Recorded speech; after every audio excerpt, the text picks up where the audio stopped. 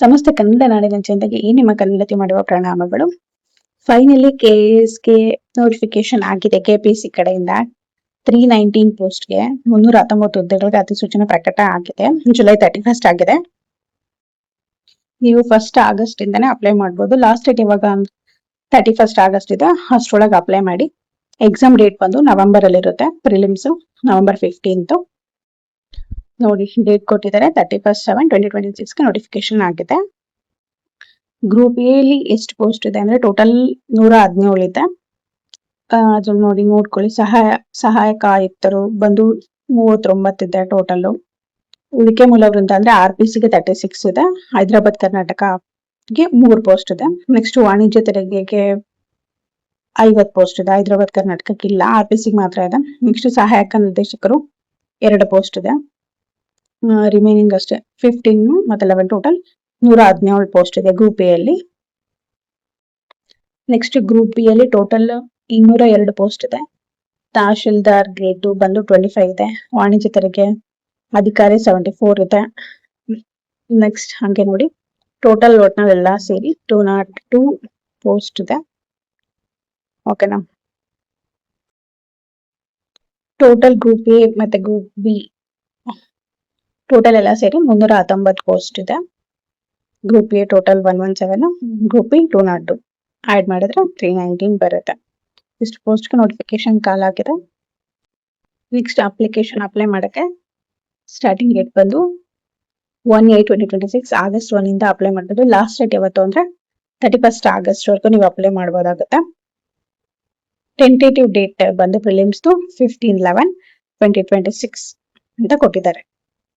So ಅದೇ ಡೇಟ್ಗೆ ನೀವು exam ಇರುತ್ತೆ ಅನ್ಕೊಂಡು ಪ್ರಿಪೇರ್ ಆಗಿ. ನೋಡಿ ಇದು 1 ಟೈಮ್ ರಿಜಿಸ್ಟ್ರೇಷನ್ ಆಗಿರುತ್ತೆ. ಸೊ ಅಪ್ಲೈ ಮಾಡ್ಬೇಕಾದ್ರೆ ಏನು ಮಿಸ್ಟೇಕ್ ಮಾಡಬೇಡಿ. ಫುಲ್ ನೋಟಿಫಿಕೇಶನ್ ನೀಟಾಗಿ ಕರೆಕ್ಟಾಗಿ ಓದ್ಕೊಂಡ್ಬಿಟ್ಟು ಅಪ್ಲೈ ಮಾಡಿ. ಯಾಕಂದ್ರೆ ಮಿಸ್ಟೇಕ್ ಮಾಡಿದ್ರೆ ನಿಮ್ಗೆ ಮತ್ತೆ ಅದು ಓಪನ್ ಆಗಲ್ಲ. ಸೊ ಹಂಗಾಗಿ ಕರೆಕ್ಟಾಗಿ ನೋಡ್ಕೊಂಡು ಆಸ್ ಪರ್ ನೇಮ್ ಆಗಿರ್ಬೋದು, ಡೇಟ್ ಆಫ್ ಬರ್ತ್ ಆಗಿರ್ಬೋದು, ನಿಮ್ಮ ಮಾರ್ಕ್ಸ್ ಕಾರ್ಡ್ಸ್ ಎಲ್ಲ ನೋಡ್ಕೊಂಡು, ಫೋಟೋ ಹಿಂಗ್ ಅಪ್ಲೋಡ್ ಮಾಡೋದು, ಸಿಗ್ನೇಚರು ಇದೆಲ್ಲ ನೋಡ್ಕೊಂಡು ಕರೆಕ್ಟಾಗಿ ಅಪ್ಲೈ ಮಾಡಿ. ಓಕೆನಾ. ಅಪ್ಲಿಕೇಶನ್ ಫೀಸ್ ನೋಡೋದಾದ್ರೆ ಜನರಲ್ ಕ್ಯಾಂಡಿಡೇಟ್ಸ್ಗೆ 600 ಇದೆ, ಸಾಮಾನ್ಯ ಅಭ್ಯರ್ಥಿಗಳಿಗೆ.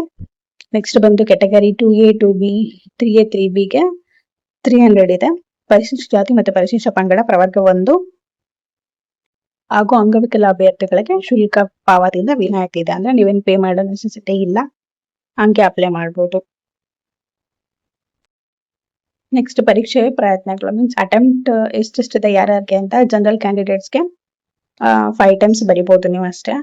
ನೆಕ್ಸ್ಟ್ OBC ಲೈಕ್ ಪ್ರವರ್ಗ 1, ಪ್ರವರ್ಗ 2A 2B 3A 3Bಗೆ 7 times 7 attempts ಇರುತ್ತೆ ನಿಮಗೆ. ಅಷ್ಟರೊಳಗೆ ನೀವು ಕ್ಲಿಯರ್ ಮಾಡ್ಕೋಬೇಕು. ನೆಕ್ಸ್ಟ್ ಪರಿಶಿಷ್ಟ ಜಾತಿ ಅಥವಾ ಪರಿಶಿಷ್ಟ ಪಂಗಡ SC STಗೆ ಇವರಿಗೆ ಲೈಕ್ ಲಿಮಿಟ್ಸ್ ಅಂತ ಇರಲ್ಲ, ಏಜ್ ಬಾರ್ ಇರುತ್ತೆ, ಅಲ್ಲಿವರೆಗೂ ಅಪ್ಲೈ ಮಾಡ್ಬೋದು. ನೆಕ್ಸ್ಟ್ ಶೈಕ್ಷಣಿಕ ವಿದ್ಯಾರ್ಹತೆ ಎಜುಕೇಶನ್ ಏನಾಗಿರ್ಬೇಕಪ್ಪ ಅಂದ್ರೆ ಎನಿ ಡಿಗ್ರಿ ಆಗಿರ್ಬೇಕು ನಿಮ್ದು. ಓಕೆನಾ.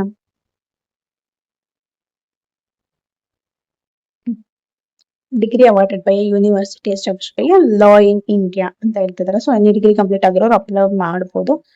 ಅಥವಾ ಈಗ ಎಕ್ಸಾಮ್ ಫೈನಲ್ ಇಯರ್ ಡಿಗ್ರಿ ಆಗಿದೆ, ರಿಸಲ್ಟ್ ಎಲ್ಲ ಬಂದಿದೆ, ಪಾಸ್ ಆಗಿದೆ ಅನ್ನೋರು PDC ಇರುತ್ತಲ್ಲ ನಿಮ್ದು, ಅದನ್ನ ಅಟೆಸ್ಟೆಡ್ ಮಾಡಿಸ್ಬಿಟ್ಟು ಕೂಡ ನೀವು ಅಪ್ಲೈ ಮಾಡ್ಬೋದು. ಬಟ್ ರಿಸಲ್ಟ್ ಬಂದಿರಬೇಕು, ಪಾಸ್ ಆಗಿರ್ಬೇಕು. ಓಕೆನಾ. ಅಂತವ್ರು ಮಾತ್ರ ಅಪ್ಲೈ ಮಾಡ್ಬೇಕು. ಲಾಸ್ಟ್ ಇಯರ್ ಅಲ್ಲಿ ಇರೋರು ಅಪ್ಲೈ ಮಾಡಕ್ ಆಗಲ್ಲ. ಇನ್ನು ವಯೋಮಿತಿ ಏಜ್ ಲಿಮಿಟ್ ನೋಡೋದಾದ್ರೆ ಜನರಲ್ ಕ್ಯಾಂಡಿಡೇಟ್ಸ್ಗೆ 40 ಇಯರ್ಸ್ 40 ವರ್ಷದವರೆಗೂ ನೀವು ಬರೀಬಹುದು. Category 2A 2B 3A 3Bಗೆ 43 years ವರೆಗೂ ನೀವು ಬರೀಬಹುದಾಗುತ್ತೆ. ಪರಿಶಿಷ್ಟ ಜಾತಿ ಪರಿಶಿಷ್ಟ ಪಂಗಡ ಪ್ರವರ್ಗ 1 ಅಭ್ಯರ್ಥಿಗಳಿಗೆ 45 ವರ್ಷದವರೆಗೂ ಟೈಮ್ ಇರುತ್ತೆ, ನೀವು ಅಲ್ಲಿವರೆಗೂ ಬರೀಬಹುದು. ಬಟ್ ಸಾಮಾನ್ಯ ಅಭ್ಯರ್ಥಿಗಳಿಗೆ ಅಟೆಂಪ್ಟ್ಸ್ ಬಂದು 5 ಟೈಮ್ಸ್ ಮಾತ್ರ ಇದೆ, ಅದ್ರೊಳಗೆ ನೀವು ಕ್ಲಿಯರ್ ಮಾಡ್ಕೋಬೇಕು. ಸೇಮ್ ಪ್ರವರ್ಗ 2A 2B 3A 3B ಅವ್ರಿಗೂ ಕೂಡ 7 ಅಟೆಂಪ್ಟ್ಸ್ ಇರುತ್ತೆ, ಅದ್ರೊಳಗೆ ಕ್ಲಿಯರ್ ಮಾಡ್ಕೋಬೇಕು. ಬಟ್ ಅದೇ ಪರಿಶಿಷ್ಟ ಜಾತಿ ಪಂಗಡ ಅವ್ರಿಗೆ ಇದಿಲ್ಲ, ಲಿಮಿಟ್ ಇಲ್ಲ. ಅಪ್ ಟು 45 ಇಯರ್ಸ್ ವರೆಗೂ ನೀವು ಅಟೆಂಪ್ಟ್ ಮಾಡ್ಬೋದಾಗಿರುತ್ತೆ. ಲೈಕ್ ಮಾಜಿ ಸೈನಿಕರಾಗಿದ್ರೆ, ಅಂಗವಿಕಲ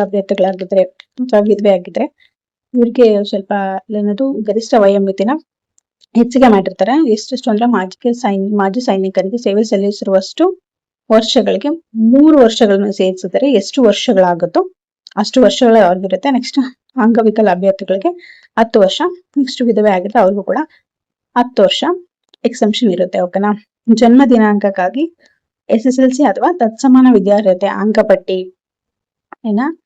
ಜನ್ಮ ದಿನಾಂಕ ತೋರಿಸುವ ಸಂಚಿತ ದಾಖಲೆಯ ಭಾಗ.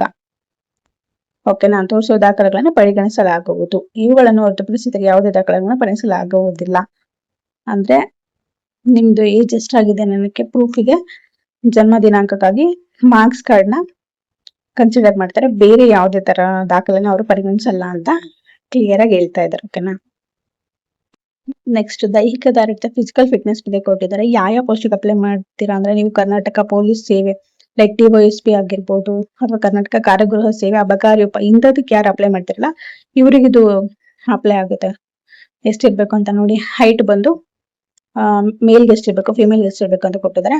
ಹೈಟ್ ಬಂದು ನೋಡ್ಕೊಳ್ಳಿ 165 ಸೆಂಟಿಮೀಟರ್. ನೆಕ್ಸ್ಟ್ ತೂಕ ವೆಯ್ಟ್ ಎಷ್ಟಿರ್ಬೇಕು ಇದೆಲ್ಲಾನು ಕೊಟ್ಟಿದ್ದಾರೆ. ಸೊ ನೋಡ್ಕೊಂಡು ಅಪ್ಲೈ ಮಾಡಿ.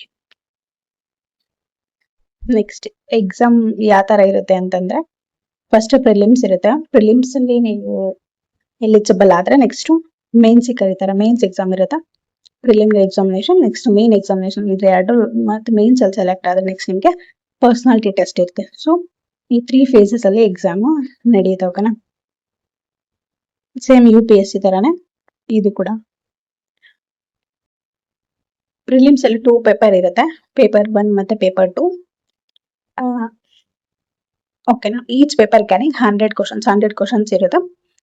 ಒಂದಕ್ಕೆ 2 ಮಾರ್ಕ್ಸ್ ಇರುತ್ತೆ. ಓಕೆನಾ. Next each paper shall be maximum of 200 marks. Duration ಬಂದು 2 ಅವರ್ಸ್ ಇರುತ್ತೆ. ಇದು ಪ್ರಿಲಿಮ್ಸ್ ಆಗಿರುತ್ತೆ. ಪೂರ್ವ ಪರೀಕ್ಷೆಗೆ 2 ಪೇಪರ್ ಇರುತ್ತೆ. ಪೇಪರ್ 1 ಅಲ್ಲಿ ನೋಡೋದಾದ್ರೆ ಏನೇನ್ ಕೇಳ್ತಾರೆ ಅಂದ್ರೆ ರಾಷ್ಟ್ರೀಯ ಮತ್ತು ಅಂತಾರಾಷ್ಟ್ರೀಯ ಪ್ರಾಮುಖ್ಯತೆಯ ವಿಷಯಗಳನ್ನು ಒಳಗೊಂಡಂತೆ ಸಾಮಾನ್ಯ ಅಧ್ಯಯನ like means general studies related to national and international importance ಬಗ್ಗೆ ಕೇಳ್ತಾರೆ. ಎಷ್ಟು ಕ್ವಶನ್ಸ್ ಇರುತ್ತೆ ಇದಕ್ಕೆ ರಿಲೇಟೆಡ್ ಆಗಿ 40 questions carrying 80 marks. Next humanities ಬಂದು 60 ಕ್ವಶನ್ಸ್ ಇರುತ್ತೆ ಕ್ಯಾರಿಂಗ್ 120 ಮಾರ್ಕ್ಸ್. ಟೋಟಲ್ 80 + 120 200 ಮಾರ್ಕ್ಸ್ ಆಯ್ತು. ಇದು ಬಂದು ಪೇಪರ್ 1 ಆಗಿರುತ್ತೆ. ನೆಕ್ಸ್ಟ್ ಪೇಪರ್ 2 ಅಲ್ಲಿ ರಾಜ್ಯದ ಪ್ರಾಮುಖ್ಯತೆಗೆ ಸಂಬಂಧಿಸಿದಂತೆ ಸಾಮಾನ್ಯ ಅಧ್ಯಯನ means general studies related to the state importance. ಎಷ್ಟು ಕ್ವಶನ್ಸ್ ಇರುತ್ತೆ ಅಂದ್ರೆ 40 questions 80 marks. Next general science and technology environment and ecology 30 questions 60 marks ಇರುತ್ತೆ. ನೆಕ್ಸ್ಟ್ ಜನರಲ್ ಮೆಂಟಲ್ ಅಬಿಲಿಟಿ ಬಂದು 30 ಕ್ವಶನ್ಸ್ ಇರುತ್ತೆ 60 ಮಾರ್ಕ್ಸ್. ಓಕೆನಾ. ಟೋಟಲ್ ಬಂದು 200 ಮಾರ್ಕ್ಸ್ ಇರುತ್ತೆ. ನೆಕ್ಸ್ಟ್ ಮೇನ್ಸ್ ಅಲ್ಲಿ ರಿಟರ್ನ್ ಎಕ್ಸಾಮಿನೇಷನ್ ಆಗಿರುತ್ತೆ. ಟೋಟಲ್ ಎಷ್ಟಿರುತ್ತೆ ಅಂತಂದ್ರೆ 5 + 2 7 ಪೇಪರ್ಸ್ ಇರುತ್ತೆ. 2 ಕ್ವಾಲಿಫೈಯಿಂಗ್ ಪೇಪರ್ಸ್ ಆಗಿರುತ್ತೆ. ಒಂದು ಕನ್ನಡ ಇನ್ನೊಂದು ಇಂಗ್ಲಿಷ್ ಕ್ವಾಲಿಫೈಯಿಂಗ್ ಪೇಪರ್ಸ್ ಆಗಿರುತ್ತೆ. 150 ಮಾರ್ಕ್ಸ್ ಇರುತ್ತೆ. 2 ಅವರ್ಸ್ ಟೈಮ್ ಇರುತ್ತೆ ಇದಕ್ಕೆ. Next paper 1 paper 2 paper 3 paper 4 paper 5 ಇದಕ್ಕೆಲ್ಲ 3 ಅವರ್ಸ್ ಟೈಮ್ ಇರುತ್ತೆ. ಟೋಟಲ್ ಎಷ್ಟು ಅಂದ್ರೆ ಟೋಟಲ್ 1275 ಮಾರ್ಕ್ಸ್ಗೆ ಮೇನ್ಸ್ ಇರುತ್ತೆ. ಓಕೆನಾ. ಇದ್ರ ಬಗ್ಗೆ ಡೀಟೇಲ್ಸ್ ಫುಲ್ ಸಿಲೆಬಸ್ ಏನಿರುತ್ತೆ ಪ್ರಿಲಿಮ್ಸ್ ಅಲ್ಲಿ ಮೇನ್ಸ್ ಅಲ್ಲಿ ಏನಿರುತ್ತೆ ಇದ್ರ ಬಗ್ಗೆ ನೆಕ್ಸ್ಟ್ ಇನ್ನೊಂದು ವಿಡಿಯೋ ಮಾಡ್ತೀನಿ. ಅದ್ರಲ್ಲಿ ಫುಲ್ ಸಿಲೆಬಸ್ ಬಗ್ಗೆನೇ ನಾವು ಡಿಸ್ಕಸ್ ಮಾಡೋಣ. ಓಕೆನಾ. ನೆಕ್ಸ್ಟ್ ಮೇನ್ಸ್ ಕ್ಲಿಯರ್ ಆದ್ಮೇಲೆ ನಿಮ್ಗೆ ಪರ್ಸನಾಲಿಟಿ ಟೆಸ್ಟ್ ಇರುತ್ತೆ. 1:3 ರೇಷಿಯೋದಲ್ಲಿ ಅಭ್ಯರ್ಥಿನ ಸೆಲೆಕ್ಟ್ ಮಾಡ್ಬಿಟ್ಟು ಇಂಟರ್ವ್ಯೂಗೆ ಆ ಪರ್ಸನಾಲಿಟಿ ಟೆಸ್ಟ್ಗೆ ಕರೀತಾರೆ. ಓಕೆನಾ. ಇಷ್ಟು KS ನೋಟಿಫಿಕೇಶನ್ ಬಗ್ಗೆ ನಿಮ್ಗೆ ವಿಡಿಯೋ ಡೀಟೇಲ್ಸ್ ಕೊಟ್ಟಿದ್ದೀನಿ ಅನ್ಸುತ್ತೆ. ನಂಗೆ ಎಷ್ಟಾಗುತ್ತೋ ಅಷ್ಟು PDF ನು ಕೂಡ ಇನ್ಸ್ಟಾಗ್ರಾಮ್ ಅಲ್ಲಿ ಮತ್ತೆ ಟೆಲಿಗ್ರಾಮ್ ಅಲ್ಲಿ ಡಿಸ್ಕ್ರಿಪ್ಷನ್ ಅಲ್ಲಿ ಕೊಟ್ಟಿರ್ತೀನಿ. ಫುಲ್ ಡೀಟೇಲ್ ಆಗಿ ಓದ್ಕೊಂಡ್ಬಿಟ್ಟು ಆಮೇಲೆ ಅಪ್ಲೈ ಮಾಡಿ. ಒನ್ ಟೈಮ್ ರಿಜಿಸ್ಟ್ರೇಷನ್ ಆಗಿರೋದ್ರಿಂದ ದಯವಿಟ್ಟು ಅಪ್ಲೈ ಮಾಡ್ಬೇಕಾದ್ರೆ ಯಾವುದೇ ಮಿಸ್ಟೇಕ್ ಮಾಡಬೇಡಿ. ಒಂದಲ್ಲ 2 ಸಲ ನೋಡ್ಬಿಟ್ಟು ಕರೆಕ್ಟ್ ಆಗಿ ಅಪ್ಲೈ ಮಾಡಿ. ನೆಕ್ಸ್ಟ್ ವಿಡಿಯೋದಲ್ಲಿ ಫುಲ್ ಪ್ರಿಲಿಮ್ಸ್ ಸಿಲೆಬಸ್ ಬಗ್ಗೆ ನೆಕ್ಸ್ಟ್ ಮೇನ್ ಸಿಲೆಬಸ್ ಬಗ್ಗೆ ಯಾವ ಬುಕ್ಸ್ ಓದಬೇಕು ಅನ್ನೋದನ್ನ ಹೇಳ್ತೀನಿ. ಓಕೆನಾ. Thank you. ಇವತ್ತಿನ ವಿಡಿಯೋ ನಿಮ್ಗೆ ಇಷ್ಟ ಆಗಿದೆ ಅನ್ಕೋತೀನಿ. ಇವತ್ತಿನ ವಿಡಿಯೋ ನಿಮ್ಗೆ ಇಷ್ಟ ಆಗಿದ್ರೆ ಪ್ಲೀಸ್ ನಿಮ್ಮ ಫ್ರೆಂಡ್ಸ್ ಅಂಡ್ ಫ್ಯಾಮಿಲಿಗೆ ಶೇರ್ ಮಾಡಿ. ಇನ್ನು ನನ್ನ ಚಾನಲ್ಗೆ ಯಾರ್ಯಾರು ಸಬ್ಸ್ಕ್ರೈಬ್ ಆಗಿಲ್ಲ ಸಬ್ಸ್ಕ್ರೈಬ್ ಆಗಿ. ಇದೇ ರೀತಿ ವಿಡಿಯೋಸ್ಗೋಸ್ಕರ ಫಾಲೋ ಮಾಡೋದನ್ನ ಮರಿಬೇಡಿ. Thank you for watching. Keep learning. Take care.